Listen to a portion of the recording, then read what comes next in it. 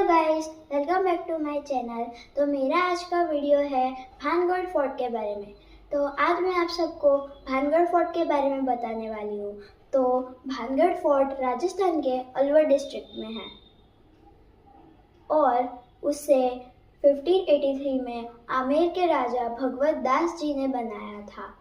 तो भानगढ़ फोर्ट की स्टोरीज़ इतनी हॉरर है कि उसकी खूबसूरती से ज़्यादा लोग उसकी हॉरर स्टोरीज़ के लिए उसे मानते हैं फेमस। तो मैं आपको हॉरर स्टोरीज़ बताने से पहले उसकी कुछ खूबियों के बारे में बताऊंगी।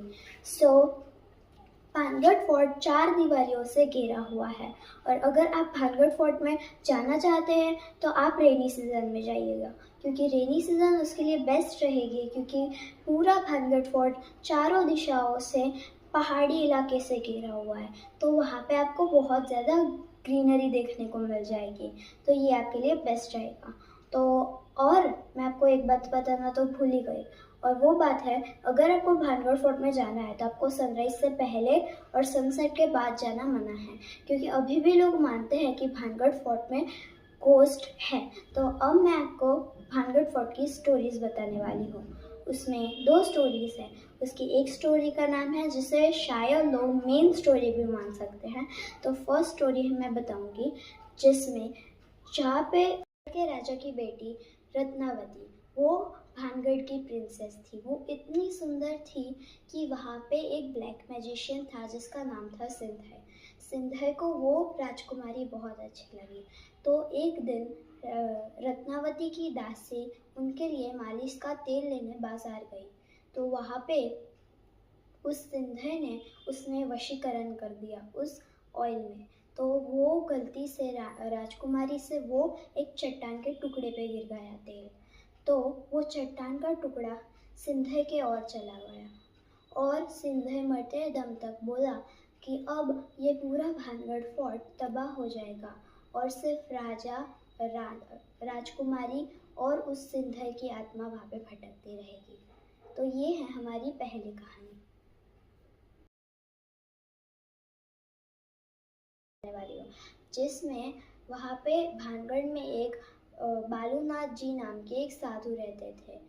उन्होंने भानगढ़ के राजा माधव सिंह से कहा था कि मेरे तपस्या स्थल पे भानगढ़ के महल की परछाई नहीं आनी चाहिए। वहाँ के राजा माधव सिंह ने तो ये मान लिया, पर उनकी पीढ़ियों के राजा ने ये नहीं माना और उन्होंने महल को और बड़ा करना चाहा। और फिर एक दिन उस महल की परछाई उनकी तपस्या स्थल पे आई और उन्होंने तुरंत श्राप दे दिया कि अब पूरा भानगढ़ तबाह हो जाएगा।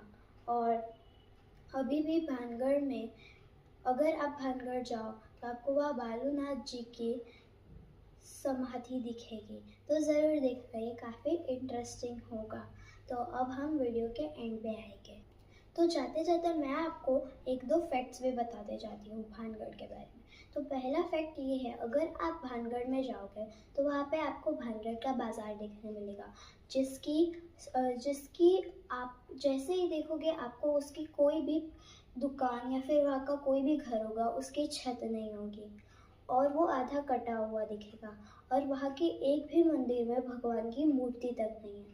तो ये कुछ फैक्ट्स थे भानगढ़ के बारे में। तो अब हम वीडियो का एंड करते हैं।